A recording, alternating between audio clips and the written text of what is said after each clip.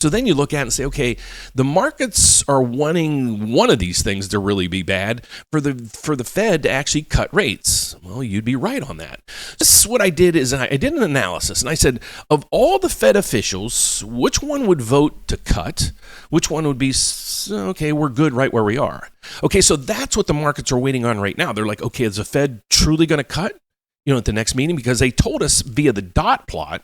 Now, the dot plot is something they do 4 times a year when the Fed members get together, and they put a dot where they expect rates to be by the end of the year. Well, the end of this year, they expect one more rate cut. Well, if you look at this chart that we'll go through, it doesn't look that way, and this is what's spooking the markets. What I did in an analysis is I broke it down and said, okay, of all the members of the Federal Reserve that have voting rights, that can vote to cut rates or not, what's the most likely outcome? Not what I want. What's the most likely outcome? So here's what we get. It looks like right through here, who wants to cut?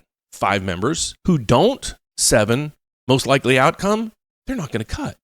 So now the markets are going to say, okay, well, the Federal Reserve's not going to cut. What's the markets going to do? I don't think they're really going to do much of anything.